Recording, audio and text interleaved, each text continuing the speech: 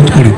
বাংলা ভাষা নিয়ে যখন আক্রমণ হচ্ছে, যখন আমাদের ভাষায় কথা বললে বিদেশি বানানো হচ্ছে, বাংলা এবং বাঙালির অত্যন্ত স্বীকৃতি হচ্ছে। তুতুল গাজী আমাদের উপপ্রধান পাত্রঘাটা পঞ্চায়েত, তিনি উপস্থিত হলেন। আমাদের কাছে একটা বিষয় হচ্ছে যে যে যে রবীন্দ্রসঙ্গীত বাংলার একটা, বা বীরেন্দ্রকৃষ্ণ ভদ্রের গলা মানে বাঙালিদের একটা বিষয়, দুর্গাপুজো বাঙালিদের একটা আকর্ষণ বা আইডেন্টিটি, মানে আইডেন্টিটি। আর একটা আইডেন্টিটি হচ্ছে আমাদের কাছে ইলিশ ইত্যাদি ইত্যাদি। ফলে এই বাংলা তার বৈচিত্র্যের মধ্যে দিয়ে, সমস্ত কিছু প্রাকৃতিক বৈচিত্র্যের মধ্যে দিয়ে এই কাজটাকে আমরা করি। শশাঙ্ক মণ্ডল আমাদের বিশিষ্ট সমাজসেবী, তিনি উপস্থিত হয়েছেন। পাথরঘাটা অঞ্চল আমাদের নেতৃত্ব, তাদের মঞ্চে আসার জন্য আমি অনুরোধ করব।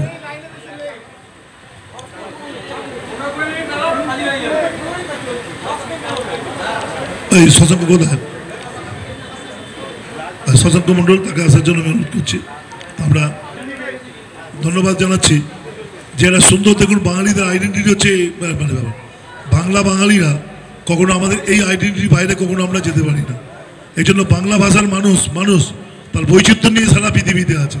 আমাদের মুখ্যমন্ত্রী বিশ্ব বাংলার স্বপ্ন দেখেন। বিশ্ব বাংলা, বাঙালিরা সত্যি, বাঙালিরা বিশ্ব বাংলার স্বপ্ন। বাঙালিরা দেখবে না তো কে দেখবে? কে দেখবে? এই বাংলায় সব মানুষই বাস করেন। আমরা অন্য রাজ্যে বাংলা ভাষা বললে বিতাড়িত হচ্ছি। আমাদের মুখ্যমন্ত্রী দ্বিতীয় ভাষার জন্য আন্দোলন করার ডাক দিয়েছেন। 1952 সালে আমাদের ভাষায় শহীদ হয়েছেন। প্রত্যেকের রাজনৈতিক কারণে শহীদ হন, ভাষাকে রক্ষা করার জন্য শহীদ হয়েছে। এই জন্য বাঙালিদের আইডেন্টিটি যা আছে, তার মধ্যে ইংরেজি সমাজ একটা আইডেন্টিটি। বাঙালিরা সেই ব্যাপারটাকে রাখেন এবং কল্যাণ রোধ নতুন নতুন প্রোগ্রাম ভেবে একটা উদ্ভাবনী শক্তি দিয়ে, ইনোভেটিভ আইডিয়া দিয়ে আমাদের সামনে পরিপূর্ণ করেন। বাংলা হচ্ছে আমাদের কাছে অত্যন্ত গৌরবের বাংলা।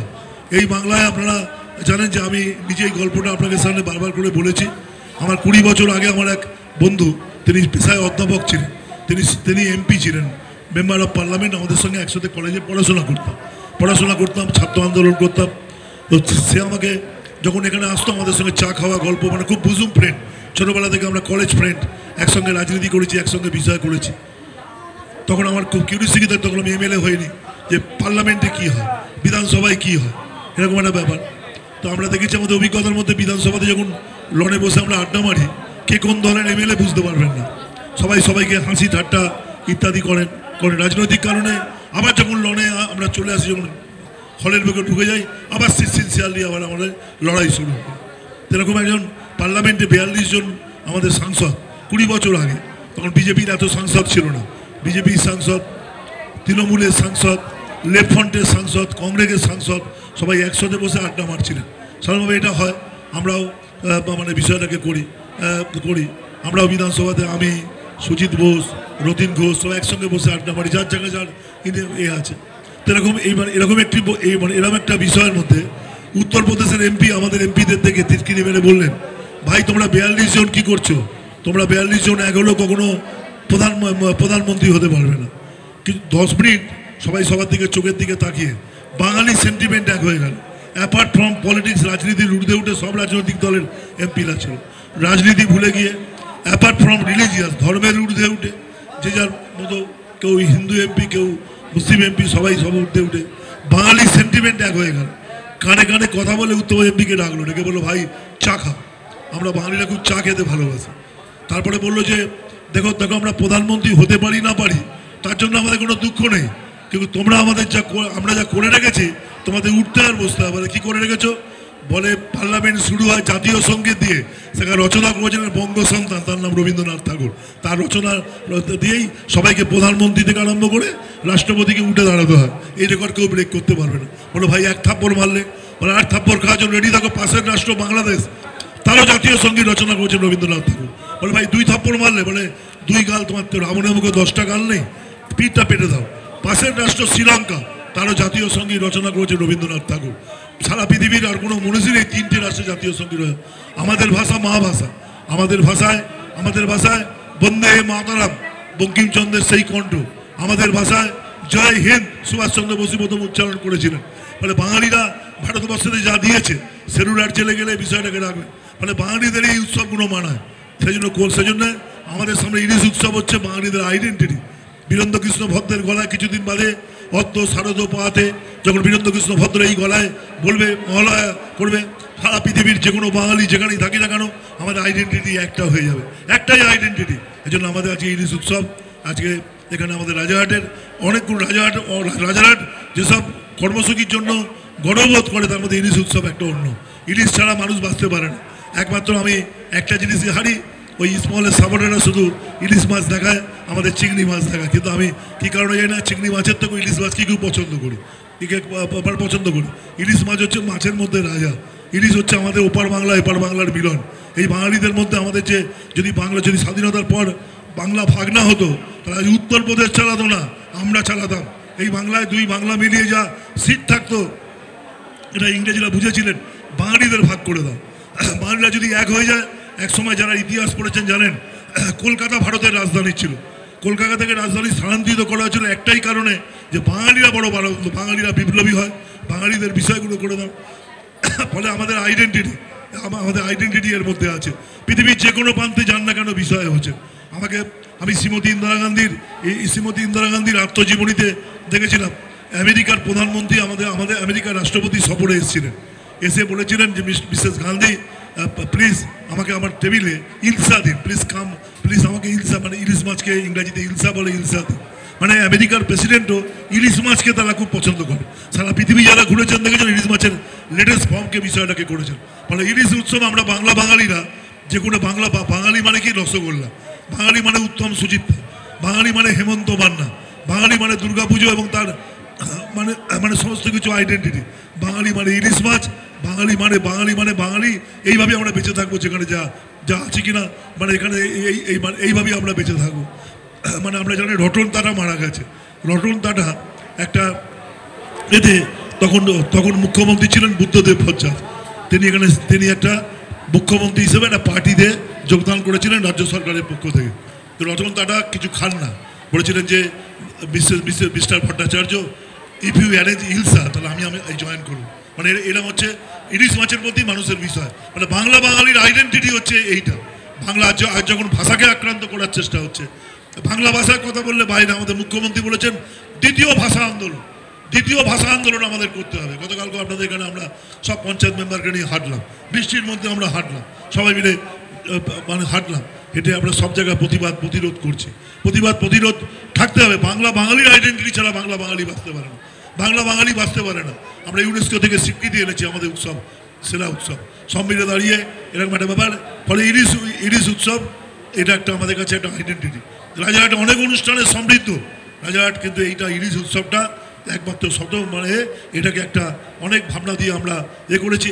আমরা ছোটোবেলা থেকে আমি পরেশ পালের অনুষ্ঠানে এমএলএ হওয়ার পর আমন্ত্রণ পেয়েছি। পরেশদার সঙ্গে আমার খুব ভালো সম্পর্ক ব্যক্তিগতভাবে দীর্ঘদিন ধরে। আমরা যখন আলাদা রাজনৈতিক দলও করতাম, পরেশ পালের সঙ্গে একটা ব্যক্তিগত সম্পর্ক আমাদের অনেক দিন মানে ছিল। আমি সুভাষ চক্রবর্তীর সঙ্গে অনেকবার পরেশ পালের অনেক অনুষ্ঠানে যেতাম। আমি এমএলএ হওয়ার পর গেছিলাম, আমার সাথে কল্যাণ গেছিল। পরেশ দাস সেটা বললেন, পরেশ পালের রিলিজ অনুষ্ঠান একটা আলাদা মাত্রা নেয়। এবং আমরা বাঙালিরা যদি আলাদা অনুষ্ঠানের কথা না ভাবি, মানুষগুলোকে এটা দেবে কে? যে মানুষগুলো আছে না, রাজারহাটের সব মানুষ একত্রিত হয়ে যায়। আমি একটু শেষে এসেছি।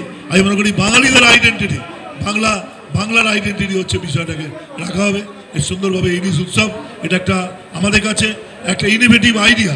ইলিশ উৎসব আমাদের রাজারহাট যে বিষয়গুলো করেন আরএফএ ক্লাব এবং কল্যাণ রোধের একটা শ্রেষ্ঠ প্রোগ্রাম, যেটাকে সামনে রেখে মানুষগুলো বিষয়গুলো করেন এবং আমরা মনে করুন এইটা আমাদের একটা নিজস্ব ভাষার আইডেন্টিটি, যাকে সামনে রেখে আমরা লড়াই করছি। আমি সকলকে আমার পক্ষ থেকে ধন্যবাদ। আজকে অত্যন্ত এত ব্যাড শিডিউল আমার সবসময় থাকি ব্যস্ত, কিন্তু আজকে এমন শিডিউল কী করবো মানে ভাবতে পারছি না। মানে প্রোগ্রাম কোনটা ক্যান্সেল, আমার খুব বাজে লাগছে। গাঁটি বলে একটা জায়গা, যেটা রক্তদান আমি কখনো মিস করি না, করতে হলো কেন আজকে 3খানা রক্তদান শিবির, 2খানা আমার থ্যালাসেমিয়া বা জন্য একটা রক্তদান রাম্পি মণ্ডল তার নিজের ক্লাবে করেছেন। আমাদের আজিজুল হোসেন মণ্ডল খুব বড় রক্তদান শিবির 300 বোতল করলেন। বিনুও গেছিলেন আমাদের একটি ক্লাবের জেনারেল মিটিং। আবার জানেন যে সারা পশ্চিমবঙ্গের আন্ডার ওয়াটার সুইমিং সেটা আমার সুইমিং পুলে দিয়েছে। আমি যেহেতু বিধায়ক এবং ওই সুইমিং পুলের একজন সেক্রেটারি, আমাকে থেকে উদ্বোধনটা শুরু করতে হচ্ছে। ফলে বিভিন্ন মানে অনুষ্ঠানগুলো দিয়ে এখনও আমাদের যেতে হবে। সবটা মিলিয়ে এই ইলিশ উৎসব বছরের প্রথম থেকে এটার সঙ্গে আমরা যুক্ত ছিলাম, যুক্ত আছি, যুক্ত থাকবো। অন্য কিছু বিষয়ের মধ্যে যাব না। আমি কখনো মনে করি এইসব কাজের মধ্যে দিয়ে আমাদের ক্লাব সংগঠন বা ইত্যাদিকে আমরা সমৃদ্ধ করতে পারি। আমাদের আইসি রাজারহাট তিনিও মানে উপস্থিত হচ্ছেন। তিনি আমাদের অত্যন্ত প্রিয় মানুষ, এখানকার বাসিন্দাও বটে, দীর্ঘদিন ধরে এই থানায় তিনি কাজ করেছেন। তিনি একজন অভিজ্ঞ মানুষ, তিনি উপস্থিত হয়েছেন, তাকেও আমরা স্বাগত জানাই। আবার বলি জয় বাংলা, বাংলা ছাড়া কোনো কথা হবে না। আমরা বলে করি ইলিশ উৎসব, এটা 1 বছরের জন্য আমরা তাকিয়ে থাকি কখন ইলিশ উৎসব হবে। ঠিক দেখুন ঋতু বৈচিত্র্যের গ্রীষ্ম, বর্ষা, শরৎ, আর কিছুদিন বাদই দেখবেন শরৎকালের প্রাদুর্ভাব। খুব বর্ষায় কষ্ট পাচ্ছেন, কিন্তু আকাশ দেখলে আপনার মনটা ভালো হয়ে যাবে। এই জন্য ঋতু বৈচিত্র্যের এই বাংলায় আমরা এই কাজগুলোকে সামনে রাখতে পারি। প্রত্যেকে ভালো থাকুন, প্রত্যেকে ধন্যবাদ, প্রত্যেকে নমস্কার। জয় বাংলা। আমাদের মুখ্যমন্ত্রী স্বপ্ন সফল করুন। ভাষাকে, আমাদের ভাষা যারা কথা বলবে, যাদেরকে বাইরে বানাবে, তার জন্য আমরা সবাই মিলে ঐক্যবদ্ধ লড়াই করব। এই বাংলা যেমন আমাদের সব মানুষ বাস করে, তাদের স্থান আছে এই বাংলায়, আর বাঙালিদেরও সারা পৃথিবী জুড়ে স্থান আছে। তাদের সেই জায়গায় যদি একজন মুখ্যমন্ত্রী তিনি প্রতিবাদ স্বরূপ রাস্তায় নেমেছেন, আপনাদের সবাইকে দলবদ্ধ বিশেষে রাস্তায় থাকতে হবে।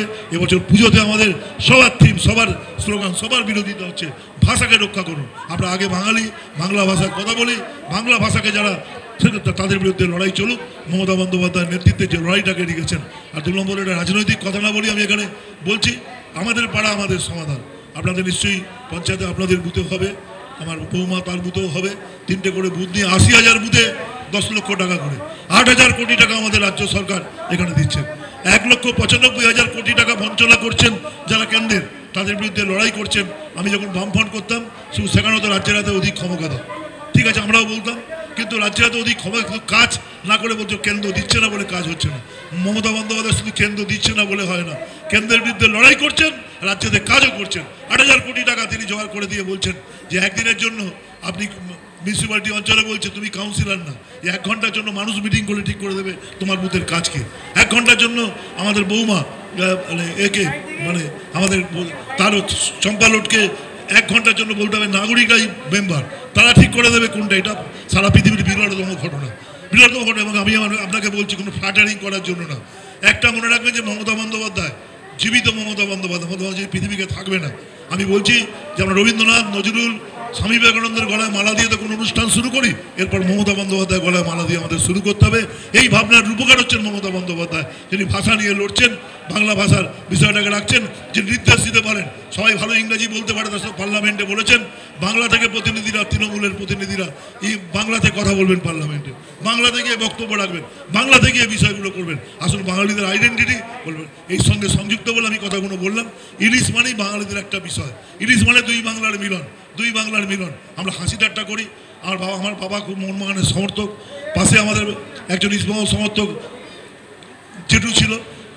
যখনই মোহনবাগান হারতো একটা ইলিশ মাছ আসতো, আমরা বলতাম চেটু মোহনবাগান হেরেছে, দুঃখ পাই, কিন্তু রাত্রিরে তোমার ইলিশ মাছটা খাবো, এর মতো আনন্দ আর কখনো হয় না। এটাই ছিল আমাদের বাঙালির আইডেন্টিটি। 2 বাংলার মিলন হচ্ছে ইলিশ মাছ, ইলিশ হচ্ছে 2 বাংলার মিলন, 2 বাংলার সংস্কৃতি, 2 বাংলার বিষয়। তাকে সামনে রাখুন, এগিয়ে চলুন। এর মধ্যে আমাদের বাঙালিয়ানা আছে, এই বাঙালিয়ানাকে আমরা এগিয়ে নেবো। আমরা ভারতের সব সংস্কৃতিকে সম্মান জানাই, কিন্তু নিজের আইডেন্টিটি বাদ দিয়ে, নিজের মাকে কেউ না দেখে একটা ছেলে থাকে বউ ভেড়ুয়া, শুধু শাশুড়ি মাই মা, নিজের মাকে আর দেখতে পারে। যে মা জন্ম দিল সেই মাকে ভুলে গেল। নিজের মাকেও দেখ, শাশুড়ি মাকেও দেখ, পাশের বাড়ির মাকেও দেখ, একসঙ্গে দেখলেই সে ছেলে হয়। নিজের মাকে দেখলো না, নিজের মাকে আর ভালো লাগছে না। শাশুড়ি মা নতুন বিয়ে করার পর শাশুড়ি মাকে এত মা নিয়ে ঘুরছেন। সবাইকে মা বলে রাখতে হবে। নিজের ভাষাকে, আমাদের মা ভাষা, আমাদের ভাষায় রবীন্দ্রনাথ আছে, আমাদের ভাষায় নজরুল আছে, আমাদের ভাষায় ঈশ্বরচন্দ্র বিদ্যাসাগর আছে, আমাদের ভাষায় জাতীয় সঙ্গীত, আমাদের ভাষায় বন্দে মাতরম, আমাদের ভাষায় জয় হিন্দ, আমাদের ভাষাই পারে সব কিছু বিষয়টাকে এগিয়ে নিতে। মানে এই ভাষার একটা সম্পর্ক করছে ইলিশ উৎসব। 2 বাংলার মিলন, 2 বাংলা আজকে এক থাকলে ভারতবর্ষ আমরা চালাতাম। এই ব্রিটিশরা, তারপরে অন্যরা, ভারতের রাজনৈতিক জাতীয় নেতারা খুব ট্যাকটিক্যাল কারণে বাঙালিদের দুর্বল করে বলে এই কাজ করেছেন। আবার সময় এসেছে বাঙালির বুঝে নেবার সময়। বাঙালির একটি বাঘিনী আছে যার নাম মমতা বন্দ্যোপাধ্যায়, যিনি লড়াইটাকে সামনে রেখেছেন। আপনাদের নির্ধারিত দিনে, আপনাদেরও পাড়ায় সমাধানে আপনারা সবাই মিলে উপস্থিত হবেন। দলমত নির্বিশেষে যে বুথে নির্ধারিত থাকবেন। নতুন আইডিয়া, আমি নিজে একটা পান খুঁজে পাই এই অনুষ্ঠানগুলোতে। আমি সবসময় থাকি সব এই পঞ্চায়েতেরও রায়গাছির দিকে হয়েছে, অন্যদিকে হয়েছে, আগামীকালও আছে। এই পঞ্চায়েতের আরেকটি ক্যাম্প আছে, এখানে সবাই মিলে আমরা থাকতে চাইব। আমি সবাইকে আমার পক্ষ থেকে ধন্যবাদ জানাই। নৌকা জানাই জয় বাংলা। এই ইলিশ উৎসব সফল হোক। আর সবাইকে বলি খুব ভালো করে ইলিশ মাছ খান। আর ডাক্তারবাবুদের বলি যে যেন কারোকে যেন ওষুধ না দিতে হয়, সবাই মিলে সুন্দরভাবে এনজয় করুন। ইলিশের মতো এনজয় কোনো কিছুতে পাবেন না। সবাই ভালো থাকুন। সবাইকে ধন্যবাদ, নমস্কার। আমাদের সঞ্জয় গুহ এবং আমাদের সুমন ঘোষ USW এর নেতৃত্ব, তারাও এখানে উপস্থিত হয়েছেন। প্রত্যেককে আমি স্বাগত জানাচ্ছি, ধন্যবাদ জানাচ্ছি। আমার নিজের মনে হচ্ছে যে এই উৎসবটা আমাদের বাঙালিদের নিজস্ব আইডেন্টিটি নিয়ে আমরা থাকবো। ফের আবার খুঁটি পুজো আছে, মানে কালী পুজো চলবে, কালী পুজোকে বিষয়টাকে রাখা হবে। আমি সবাইকে আমার পক্ষ থেকে ধন্যবাদ জানাই, নমস্কার জানাই। ভালো থাকুন, জয় বাংলা।